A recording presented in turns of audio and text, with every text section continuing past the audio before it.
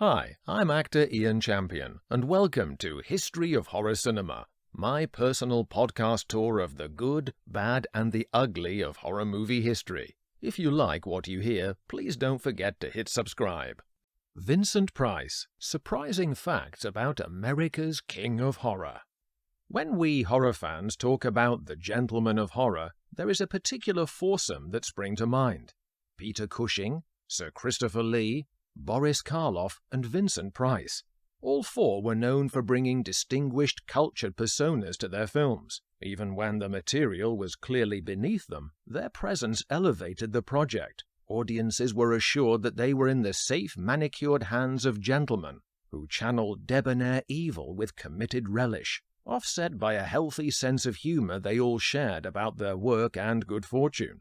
Cushing, Lee, and Karloff were all identified as British, which conveyed cultural associations that audiences were encouraged to buy into: dignity, deportment, and a strong image of class and breeding that could easily morph into an assumed superiority of manner, especially handy qualities for those suave villains that fans loved to hate. But like any publicized image, it oversimplified the actors' rich backgrounds as well as their range. Boris Karloff's heritage, for example, was multiracial. His father was English and his mother was Indian. His dark skin tone caused him great self-consciousness about typecasting in his early career, to the point where he would excuse it as the result of too much exposure to the sun. Sir Christopher Lee's background was equally diverse, as the son of a very British Army lieutenant colonel and an Italian countess descended from the noble Carandini family. In his autobiography, Hammer Films' famous Dracula mentioned in passing that he could actually claim the title of Count in real life as a result. Whilst Peter Cushing's roots were more singularly British, there was a definite duality in the extremes of his range that he benefited from more than the other three in the parts offered him. By all accounts, a very warm and much-loved personality on every set he worked on, Cushing was a master at adapting his polite reserve from one end of the scale to the other as the genre required. On the side of good, we have the stoic, virtuous certitude of his dashingly heroic Van Helsing opposite Lee's Dracula, and his lovably tweedy time traveler in the Doctor Who films. He could, however, turn the dial to the opposite intensity, where inner discipline corrupts into single-minded external cruelty in the ruthless pursuit of selfish goals. Witness his leather-gloved sadistic doctor in And Frankenstein Created Woman, and his planet-vaporizing villain Grand Moff Tarkin in Star Wars. And so we come to Vincent Price. He was most obviously differentiated within the foursome by virtue of being the sole American, and yet his privileged Missouri upbringing and elegant demeanor helped to make him an honorary Brit, as early theater publicity nicknamed him the Englishman from St. Louis. Price enjoyed many cultural similarities as well as intriguing differences with the other three gentlemen during his fascinating and multi-talented life. He also cultivated his own duality, with a public image that was at variance with the real Vincent in ways that were often, but not exclusively, charming, as we shall see. Vincent Leonard Price Jr. was born on May 27, 1911, as the last child of a prosperous family in high society St. Louis, Missouri. His grandfather, Dr. Vincent Clarence Price, was the formative influence on the family's fortunes. He was an immigrant Welshman with an admirable work ethic who applied himself to become an MD in pharmaceutical chemistry. This passion for research would be the making of him as well as his family. Although his polymath grandson became a celebrated chef of multiple cookbooks, Vincent the actor wasn't the first Price to become famous for food. He was actually the third. We've all heard of that household staple, baking powder, but did you know that Dr. Price invented it? Back when he was still a student in the 1850s, he watched his mother, who was a skilled biscuit maker, yet sadly couldn't digest her own produce. Somehow, Price was able to introduce grape argols left over from winemaking into the process, so that not only were the biscuits palatable to her, but easier to manufacture. After a few years of relentless marketing, the patent for Dr. Price's cream baking powder earned him a family fortune and a household name. His lucrative experimentation didn't stop there. Along the way to becoming a multimillionaire, his patents extended to introducing herb and fruit extracts, cornstarch in cookery, breakfast cereals, and the writing of his own cookbooks, a line which his grandson would later develop famously as well. This wealth had unexpectedly far-reaching consequences for the Prices that echoed right down the bloodline to young Vincent. In Victoria Price's A Daughter's Biography, she recounts how Dr. Vincent's hopes for a luxury retirement were dashed by being wiped out in the stock market panic of 1893. The devastating effect meant that young Vincent's father, Vincent Leonard, was pulled out of his studies at Yale to run the baking powder company and forget the dreams he had of a life in the arts for good. Victoria's father was also profoundly shaken by this change. He admired his father's sacrifice, whilst embedding within himself a lifelong fear of impoverishment he would never be able to shift, no matter how much success and money he acquired. Not to worry. Vincent Leonard proved to have the emerging Price trademark of finding an area that fascinated him and passionately willing himself into success in it. He transformed the family's ownership of a small confection holding into the sweetest success story, the famed National Candy Company. So how did Vincent Price the actor forge his own destiny from this lineage of culinary entrepreneurship? Well, he always knew he was different. Nicknamed Bink, this baby of the family had fair hair and blue eyes, contrasting with his siblings, who'd inherited their grandfather's dark looks. He also grew to 6'4", taller than his father or brothers. It was, however, his inner development that marked him out more. Although their ambitious mother insisted on all her children studying musical instruments and singing, when Vincent came across an art book as a child, he became a lifelong devotee of fine visual arts, painting in particular. This was the first of the many areas for which he would be renowned. This is not to say that he was a delicate aesthete. Vincent was a keen baseball fan and a popular and outgoing boy. His father's status as a real-life Willy Wonka wouldn't have hurt, whose flair for drama, even as a child, meant that no one was surprised by his eventual life as a performer. At the age of 3, he stole the show when thrust into an amateur theatrical by his sister, and he soon embroiled his best friend into putting on plays for their folks. He went on to study at Yale, by now a family tradition for the Price men, although in his case it was the fine arts rather than the sciences. But in the back of his mind was a creeping compulsion to ensure he must avoid his father's forced destiny and pursue a life in the arts. "My 2 secret ambitions," he said in his autobiography, "to be an artist or to be an actor, were keeping their secret even from me during the first years at college. Little glimpses kept coming through that made me sure one or the other would eventually become a fact." One of the most impressive and surprising facts about Vincent's self-willed path is that he became a huge theatre star long before his film career began, something none of his fellow gentlemen achieved. In fact, his stage profile was such a marked contrast from his own later film persona. It's as though they're the lives of 2 different people. Also, Vincent is the only example I've ever come across of an actor who shot to professional theatre fame with only his 2nd role in the business. Funnily enough, how it came about was due to his affinity for England. His Anglophilia encouraged him to study at London's Courtauld Institute of Art, aged 24. Whilst there, his extrovert ease in upper-class society introduced him to many influential people, including Florence Stoker, the beautiful widow of Bram Stoker, creator of the Dracula novel. But his key relationship was with the Gate Theatre, in which he made his debut with a small part in the play Chicago in 1935. The Gate was a prestigious venue, playing to a younger audience than the typical West End one, and at a lower cost. Moreover, when a new play arrived about the life of Queen Victoria, because the Gate was a private club, it circumvented the Lord Chamberlain's ban on stage depictions of real royalty.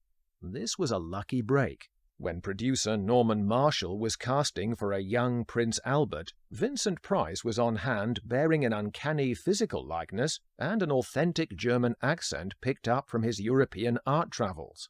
The play, Victoria Regina, not only thrust the inexperienced amateur into a sudden lead role, it also began his public image with a little helpful creative license that he was smart enough never to interfere with in future. Marshall promoted him for the play's run as an English actor who had played a great deal in Germany. Although the play wasn't a box office hit, Vincent was now on the radar of big-time theatre producers. Amazingly, this single chip of fortune boosted him even further than London, when Regina's playwright, Lawrence Houseman, secured a Broadway run that made good on his promise to Vincent that he would go with it. Even the potential hurdle of needing to impress his proposed leading lady, the superstar Helen Hayes, fell to his winning personality and charm. What could have been an agony of imposter syndrome was soothed by Hayes mentoring the out-of-his-depth young man through rehearsals and into a Broadway smash hit that shot him to stardom with enviably great reviews. Fortunately for Vincent, this head-spinning ascent was tempered by the need to prove wrong his English producer's fear that such a meteoric rise would burn him out in 5 years. He resolved, as he put it, to survive the vicissitudes of the theatre instead of fading into that oblivion of people who had had such a break and then drink themselves to death. Equally, his family were so keen to ensure he kept a level head that their warnings were something of a buzzkill to his confidence. Self-doubt hit him hard enough to see resentment toward him from his fellow cast. I could see in my imagination, and often in truth, the expression in their eyes of, "Who the hell does he think he is?" Even so, Vincent managed to chart a sober course as Regina entered its second Broadway season. He even fended off hugely tempting contracts from Hollywood studios. Ever on the lookout for emerging matinee idol handsomeness, Warner Brothers offered him a 7-year movie deal worth $1 million, according to his daughter's book, at a time when his stage salary was just $350 a week. Admirably, he recognized that to play the long career game as he wished, greater experience in stage technique was better for him than Tinseltown glamour and money. He wasn't above flirting with screen opportunities, though. George Cukor tested him for Ashley Wilkes in Gone with the Wind, which would have suited his native Missouri accent more than the eventual Leslie Howard's Britishness. Such was Vincent's priority of craft over cash that he accepted a very low-paying contract to join Orson Welles' esteemed Mercury Theatre Company in 1938 for The Shoemaker's Holiday. His and Welles' fathers had been fellow students at prep school. Orson and Vincent got along well enough. He received excellent notices and met his first wife, Edith Barrett. But once again, something was nagging at the still very young actor. Welles's ego could be distracting, but so was Vincent's frustration that he wasn't finding enough artistic fulfillment. He confided in writing, "We are not happy people. Painters are. Musicians are. Their instruments are always at their disposal. Ours is locked up by equity, by critics, and by egos that belong to us and to those we work for or with." Ultimately, this dissatisfaction was what led him to try his luck in the movies. There was still enough heat surrounding him to enable negotiating an impressively favorable contract for a talent new to Hollywood. By playing off Universal successfully against MGM, he secured a deal committing him to only 6 months a year of filming, allowing him the remaining 6 to keep his Broadway theatre profile going. There was also a shrewd clause barring him from being forced to do B pictures, almost as if he foresaw the paths taken by Boris Karloff and, more pitifully, Bela Lugosi, the latter of whom never gained the strong bargaining position Vincent started from. Vincent took to the warm climate and glamorous social life of Hollywood very well. However, through his sunny disposition, a dark cloud of lingering anti-Semitism took some time to be dispelled. In a private letter home to his parents, he complained of the studio system in which, I quote, "The only setback are the Jews and their power here. They are in command in all fields, and they, of course, as always, are responsible for the bad taste." Thankfully, he came to be cured of this narrow-mindedness the longer he spent building relationships with Jewish industry colleagues.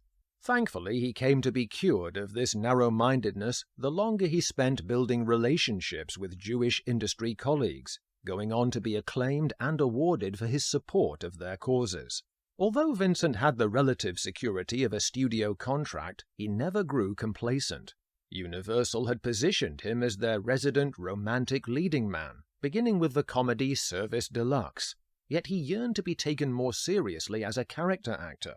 His second film, a loan out to Warner Brothers for the private lives of Elizabeth and Essex, seemed to fit the bill, offering him Sir Walter Raleigh. He threw himself into research, studying period portraits of the man, but was soon disabused of such sincerity when told that movie audiences simply wanted their preconceived Hollywood history depictions fed back to them. He was canny enough to go along to get along. Just as well, since he and director Michael Curtiz would have their hands full wrangling the temperamental behavior of title stars Bette Davis and the alcoholically wayward Errol Flynn. Because Vincent had played Essex in Summerstock, Curtiz asked him to coach the Tasmanian Devil to some semblance of his lines, threatening Flynn that otherwise Vincent would replace him in the role. Unlike his fellow player, Vincent had grace and humility, enough to convince him that he needed lessons in adapting his stage technique to the particular demands of screen acting, from teacher Laura Elliott. I can vouch from experience that an actor's performance must be scaled down from the emotional projection needed for a large theatre audience. The camera magnifies facial and bodily expression so that instead of amplifying outwards, you draw the viewer into you by internalizing the character's feelings. Otherwise, as Vincent observed, when your face is 20 feet high, when you start to talk, it can suddenly look like you're eating the screen. A happier time for this relative cinema newbie was to be had in his next costume drama, Tower of London, which I covered in episode 91. It functioned as a tantalizing glimpse of future horror association for Vincent, partnering him with Basil Rathbone and Boris Karloff, who weren't above injecting fun into the frisons by dumping trash into the Malmsey butt where Vincent was to be fatally dumped.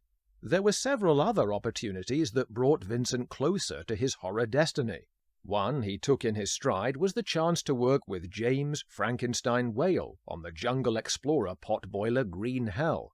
The most horrific element apparently was the endurance test of watching this stinker that the New York Times gleefully rubbished with, "We cannot remember when we had a better time at a worse picture." Vincent enjoyed putting the boot in himself. About 5 of the worst pictures ever made were all in that one picture. His good humor marked a private frustration, though, that he was still in need of that breakthrough part. As we will cover in the next episodes, The Invisible Man Returns and The House of the Seven Gables certainly helped. Over the next few years, his actor persona gradually encompassed a darker side. In 1941, his suave psychopath Manningham on Broadway in Angel Street set box office tills, critics, and female hearts aflutter with approval. The role's domineering brutality and innate elegance deepened his perceived range, as did his sinister imperial prosecutor Dutour back on screen in The Song of Bernadette, portraying an icy fanaticism he later memorably channeled in Witchfinder General. Around this time, Vincent's other main passion for art history was installed before the public in Los Angeles. He put his Yale degree in the subject to practical use by opening the first of many galleries. Over the decades, his expertise as a fine art connoisseur would serve him well, as a knowledgeable collector, lucrative lecture circuit speaker, and most enterprisingly, as a buyer for the nationwide department store and catalog chain Sears-Roebuck. Some sniffy cognoscenti felt this devalued the exclusivity of their highbrow territory. Never an elitist, Vincent was suddenly making sketches and paintings available and affordable to everyone. It massively expanded the reach of the old masters, and a national customer base for new emerging talent. By the 1950s, Vincent's multiple talents were no longer new, yet what was emerging was a newfound comfortability within himself, a coming into his own, both professionally and privately. Credit for this was mostly due to his second marriage to costume designer Mary Grant, a more compatible fit than his first wife Edith Barrett. She had an insider's refreshing honesty about the film business, and a healthy disrespect for Hollywood actors that Vincent liked. Most crucially for her husband, she enabled his potential the freedom to develop. As his daughter noted, under Mary's support across 24 years of marriage, he made 60 of his 100 films, appeared on countless television programs, established himself as a viable force in the visual arts, and wrote 7 books, covering his love of cookery as much as art. The early 50s was where he finally found the elusive movie part that fully branded him as a horror star. Professor Henry Jarrod in André de Toth's House of Wax in 1953 was a perfect character vehicle for him, channeling his refined arts background, his sensitivity, and a capacity for murderous revenge. It was literally a breakout role, bursting into public consciousness via the innovative 50s medium of 3D. Later episodes will discuss this classic in more detail, as well as 1958's The Fly, which then cemented his reputation in the horror genre, a label he would exploit with gratitude and good humor for the rest of his life. 3D wasn't the only screen attraction viewed as a lowbrow gimmick in the 50s. Television entertainment, now beamed into people's homes, was feared by Hollywood as an evil and hopefully short-lived competitor for their attention.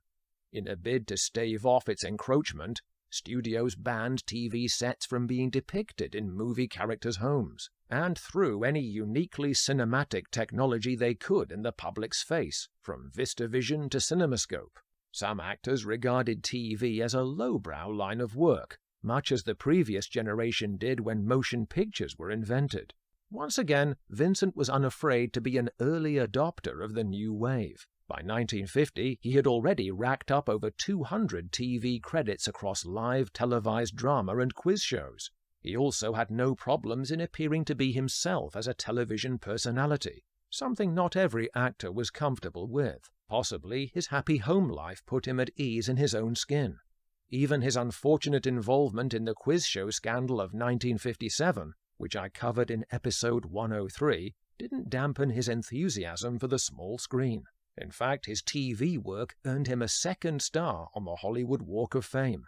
The 60s proved to be a boom time for Vincent, consolidating his position as the king of horror through his 8 Edgar Allan Poe adaptations with producer-director Roger Corman, as well as capitalizing on his earnest sensitivity and chilling characterizations. The decade's new permissiveness allowed him to have fun with his image. Corman's The Raven, only linked to Poe by the title, saw him spoofing his persona alongside Boris Karloff and the improvising, mischievous influence of Peter Lorre. He also got groovy with the Dr. Goldfoot movies and as the villainous Egghead in the 60s campy Batman TV series. Meanwhile, he never forgot his serious commitment to the arts and social causes. From 1957 through to 1972, he served on the Indian Arts and Crafts Board, a worthy government panel dedicated to promoting Native American work and correcting misconceptions about this much maligned section of society. As he put it with the passion of an artist, the Indian contribution to the world picture of America has been and still is the most glamorous, romantic, and intriguing.